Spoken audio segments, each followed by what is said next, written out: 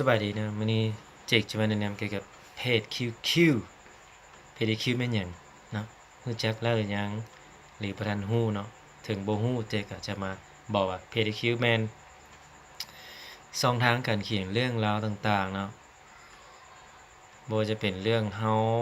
เรื่องครอบครัวเรื่องสู้เรื่องแฟนเรื่องของอยู่ของกินนะธุรกิจห้านพ่อค้าแม่ค้าออนไลน์เนาะเรื่องหยังก็ได้ที่เฮาอยากจะเขียนแล้วเฮาก็เขียนลงไปแล้วก็สามารถแชร์ลงโซเชียลเน็ตเวิร์กได้เนาะหรือเขาเรียกว่า PDQ Worldwide Content นั่นเองเนาะซึ่ง PDQ ตัวนี้เนาะเป็นเขาเรียกว่าอย่างเป็นแอปพลิเคชันตัวใหม่บ่มีเพียงแต่การเขียนคอนเทนต์เท่านั้นซึ่งแอปพลิเคชันตัวใหม่นี่เพิ่นเปิดตัวในเดือน7ที่ผ่านมานี้ที่จริงเพิ่นเปิดบริษัทแต่ปีกายพุ่นเนาะในปีนึงละเป็น PTQ Worldwide Content แต่ปีนี้เนาะเพิ่นจะเปลี่ยนจาก Worldwide Content มาเป็น PTQ Online เป็น PTQ ออนไลน์แล้วแต่เสื้อยังเป็น World Content อยู่ก็บ่เป็นหยังแต่ตอนนี้เป็น PTQ ออนไลน์เต็มตัวหรือในงานมื้อนั้นเพิ่นบอกว่าเปิดนวัตกรรมระดับโลกพุ่นได้ระดับโลกก็ถือว่าบ่ธรรมดาเนาะแสดงว่าเพิ่นต้องมีดีแหละเป็นหยังจึงบอกว่าเพจ QQ ออนไลน์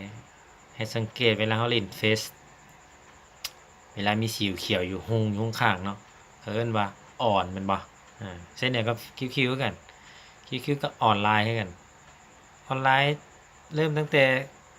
พื้นฐานเลยเนาะ1คอนเทนต์บ่สั่งคอนเทนต์แชร์ลงโซเชียลเน็ตเวิร์ก Facebook Line Twitter Instagram WhatsApp ได้หมดเลย1คอนเทนต์2มาเพิ่นมีลูกหลิ้นมาก็คือฟังก์ชันมาคือเกมเอาใจลูกหลานเราลูกเต้าเราก็ผู้เฒ่าผู้แก่ก็ลิ้นได้เนาะบ่ได้จำกัดไว้หนุ่มไว้สาวลิ้นได้หมดบ่ได้จำกัดตัวที่2เนาะเป็นฟังก์ชันใหม่คือลิ้นเกมตัวที่3ติดกันมาติดก็คือแอดเฟนเนาะเริ่มสามารถที่จะมีหมู่ละเริ่มเป็นสังคมออนไลน์แล้วดิเป็นสังคมออนไลน์จะเต็มตัวละเดี๋ยวต่อไปจะมีหน้าฟีดเพิ่นว่า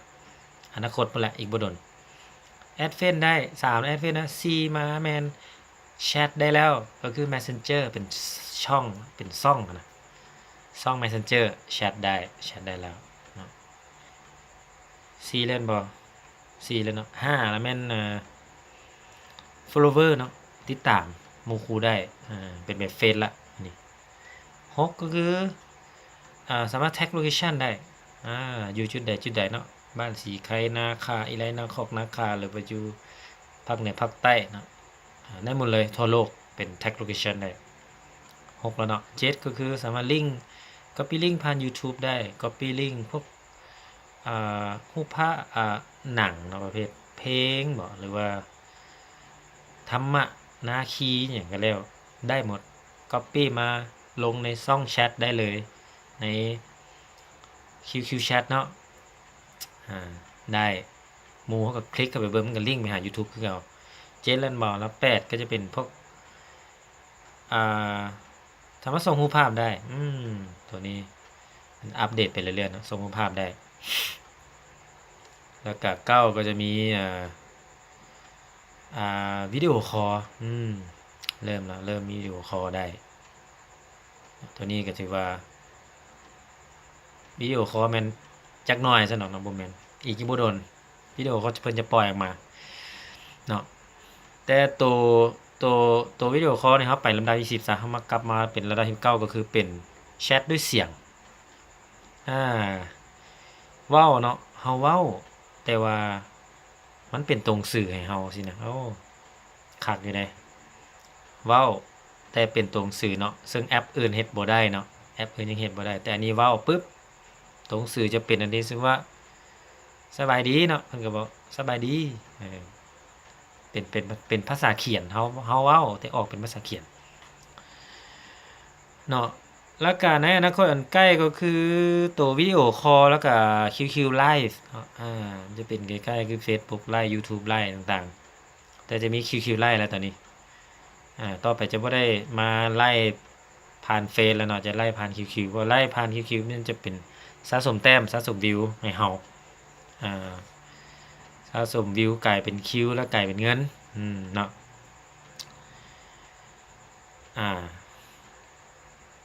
แล้วก็โอ้ยจะบอกว่าเรื่องรายได้เถอะเนาะรายได้มันจะมีจาก5นี่เป็น6 7ข้อแล้วบัดนี้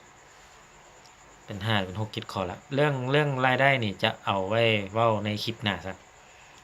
มื้อนี้แม่นคลิปของมื้อนี้จะเป็นคลิปของแนะนำฟังก์ชันใหม่ๆของ QQ ซะ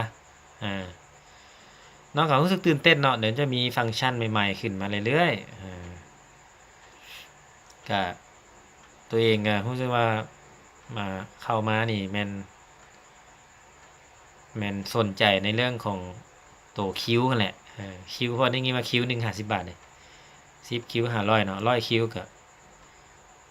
5,000แล้วเด้ซึ่งตัวเองก็แตะหลักร้อยละบ่ฮู้ว่าเป็นคนลาวคนแรกบ่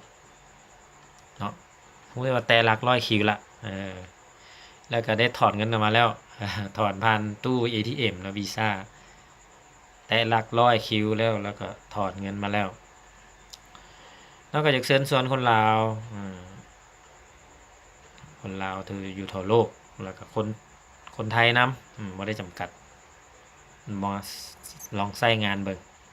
มีทั้งใช้ฟรีและพรีเมียมเนาะสมัครฟรีแล้วก็สมัครจ่ายค่าสมัคร1,500เนาะแล้วแต่ความสะดวกสบาย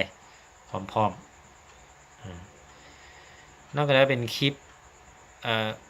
แนะนำ QQ พื้นฐานเนาะฟังก์ชันพื้นฐานเนาะถ้ามีคลิปหน้าก็จะมาลงให้เบิ่งอีกเนาะแต่ก็ถ้าสนใจก็จะมีเบอร์โทรเนาะ22228019 22228019หรือ ID Line เนาะ22228019คือกันติดต่อมาที่เจกได้ตลอด24ชั่วโมงเนาะมีคลิปหน้าจะมาแนะนำเติมเนาะมื้อนี้ลาก่อนบ๊ายบายสวัสดี